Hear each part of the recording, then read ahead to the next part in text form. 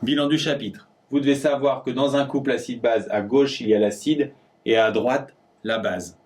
Les acides sont des espèces capables de céder des protons alors que les bases sont des espèces capables de capter les protons. Vous devez pouvoir écrire rapidement une réaction acide-base mettant en jeu deux couples acide-base, soit en passant par les demi-équations, soit directement. Vous pouvez simplifier l'écriture d'une réaction acide-base par les écritures de Brotstein et également savoir que l'eau est une espèce ampholyte, c'est-à-dire qui peut se comporter comme une base ou comme un acide.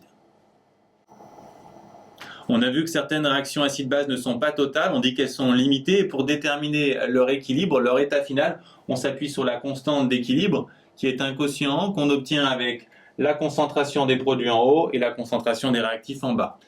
Quand on a des coefficients stoichiométriques, ils passent aux exposants en puissance.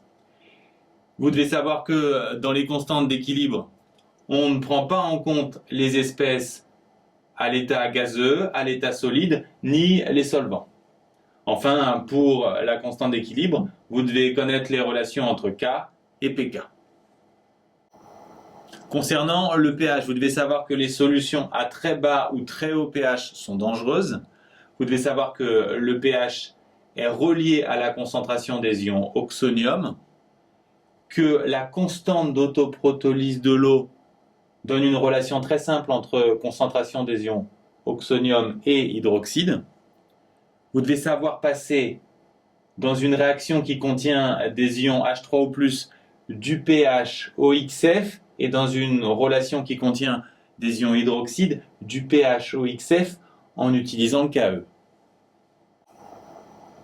Pour les acides forts et les bases fortes, leur réaction est totale avec l'eau et pour eux et uniquement pour eux, leur pH est relié directement à la concentration d'acide ou de base versée initialement en solution.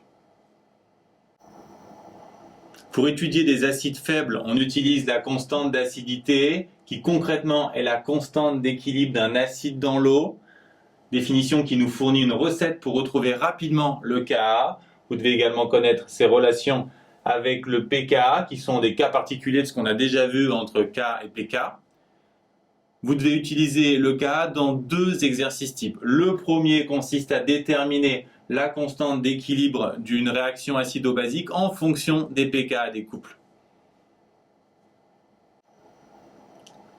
Le deuxième grand classique impliquant le Ka se déroule en deux temps. On peut d'abord vous demander de redémontrer la relation entre pH et pKa, puis vous devrez l'exploiter pour construire un diagramme de prédominance. Vous pouvez retenir que quand le pH est inférieur au pK, c'est toujours l'acide qui domine, alors que quand le pH est supérieur au pK, c'est la base qui prédomine. Et enfin, vous devez savoir exploiter ces résultats pour les indicateurs colorés.